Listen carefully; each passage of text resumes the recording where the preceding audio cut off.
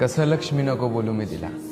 या पबला जाणाऱ्या मुलींच्या जमान्यामध्ये देखील ना, ती फक्त माझी स्वप्न पूर्ण होण्यासाठी आज माझ्यासाठी पारायण करत आहे. ती माझी लक्ष्मी आहे, लक्ष्मी.